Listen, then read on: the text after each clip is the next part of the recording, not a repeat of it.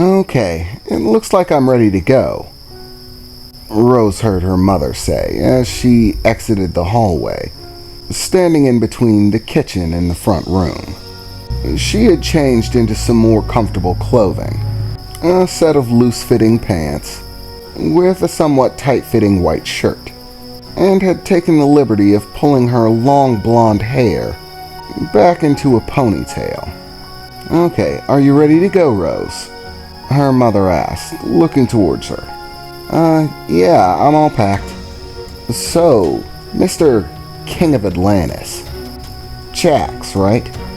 Exactly how long is it going to take us to get to the cabin? This place, secluded off in the mountains, it sounds like it's going to be a trip. Don't worry about it. We'll be there before you know it, the man said, standing up from his seat and turning off of the TV. I've got my car parked out front. All you have to do is hop in and we'll take care of the rest. And with that, they all headed out, exiting the front door and beginning to make their way to the elevator to take them to the bottom floor of the apartments that they lived in. After reaching the bottom floor and heading towards the front exit, Rose was the first one out, very excited to see what kind of car the King of Atlantis drives. She exited the front door and immediately began looking, but there didn't seem to be anything showy. There weren't any limousines with diplomatic flags or convoys of vehicles armed with security. As she stepped out onto the sidewalk, she couldn't help wonder what was going on. Rose, is something wrong? Her mother asked as she caught up with her, taking a stance beside her on the sidewalk. I can't see his car anywhere. I mean, I figured he'd have like a limo or something. Sorry, kid, limo's not my style, Jack said as he approached, standing on the sidewalk beside them, and his daughter Titan beside him. But don't worry about it. Our transportation will do more than do the job. It was at that point that Rose saw what appeared to be a muscle car, painted a mixture of blue and black. It was definitely a classic. Begin to pull up to their location, and stopping right in front of them, there appeared to be a man inside behind the driver's seat, who looked fairly average, wearing a business suit and a hat. Rose bent down, waving at the driver, trying to see if there were any difference between people from Atlantis and people from, well, the rest of the world. But as she waved, the driver didn't seem to respond to her at all. And then something completely unexpected happened.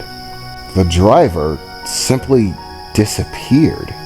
There was a flickering blue light, and he simply faded away, like he was never there to begin with.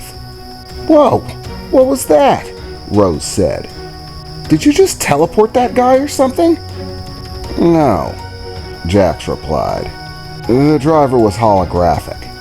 He wasn't really there. It's something that I've had to include in my vehicles. Strangely enough, if cops see a car driving around and there's nobody in the driver's seat, for whatever reason they feel like pulling it over. You know, it just kind of strikes them as odd.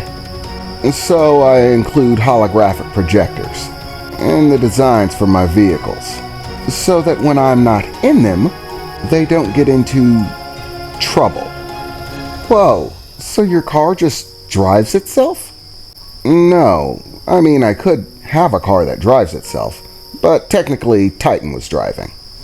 What? Rose said, looking over to the blonde woman, who was simply smiling and waving at her. How could you be driving? You were with us. It's kind of complicated, she replied. But don't worry about it. Let's just say I'm talented. And leave it at that for the moment. Okay, Rose replied, still curious about how she could drive a car without being in it.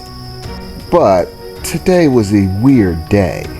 So, without any further ado, they packed their bags into the trunk, Jax hopping into the driver's seat with his daughter in the passenger seat, and Rose and her mother in the back seat. And just like that, the journey had begun. They spent about an hour driving. Rose had expected something impressive, like perhaps the car turning into a plane and flying away or something. But that didn't happen. By all standards, they appeared to just be driving. Rose's mother spent that time talking to her.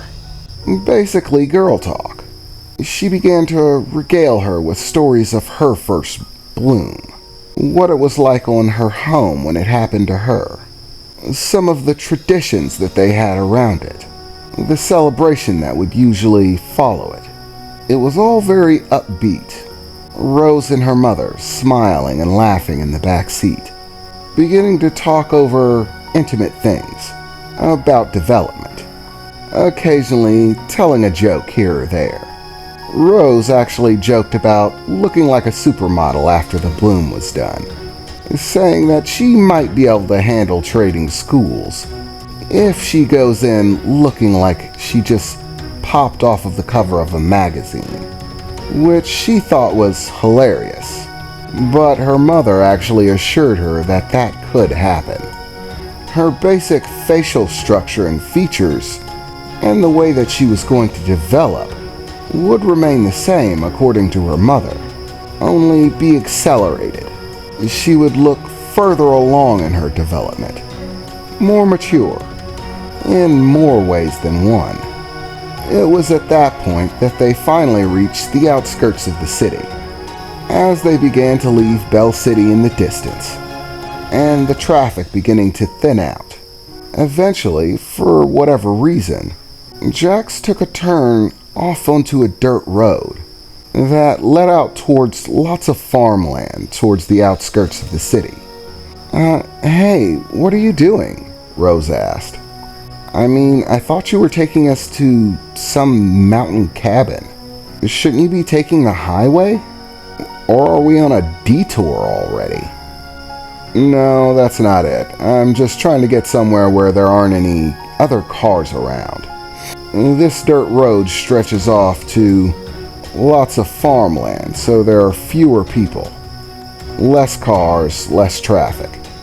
Easier to find a space where there isn't anyone around. And it looks like we found one. According to the satellite imagery, there isn't anyone on this stretch of road for several miles.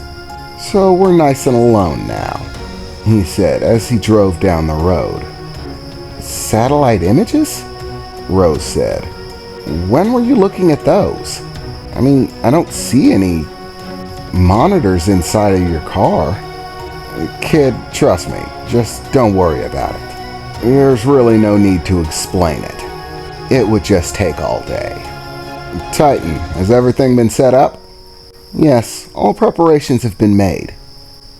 We have a current gauge on our position. Satellite movement tracking in place. Gate drive active. Dual positioning in place. Establishing temporal link, Titan said, sitting in her seat, just looking forward at the road, as if nothing was going on, but still mumbling these strange statements. Gate opening in 3, 2, 1. Suddenly, there was a flash of blue light on the road in front of them. What the heck? Rose shouted as she peered at the bright blue light. She was astounded to see what looked like an entirely different place. There appeared to be some sort of blue ring of vibrant light glowing that encompassed the entire road. But the regular road that they were on wasn't what she could see in the ring. As she peered into it, what she saw beyond it was a completely different place. The high yellow grass and fields that filled the view of the road that they were driving on replaced. The brown, dusty road replaced as well. All of it gone, at least within the confines of the massive circle that covered the road ahead of them. Inside, she could see what looked like a gravel road, holding a deep gray tone, with spots of black stone, and an endless expanse of green trees surrounding that road as they drove towards it. "What in the world is that?" Rose said, looking at it in astonishment as they drove right through it. As they ended up on the other side, the entire landscape had changed. They were no longer in the endless farm fields. Now there were massive pine trees surrounding the road. Rose could see a massive mountain in the distance, skies with blue clouds floating by. And as Rose looked back out of the back window of the car, she could still see that blue ring. But now, on the other side of it, the yellow grass fields that they had left behind, the brown dirt road, and in another flash of blue, it was gone.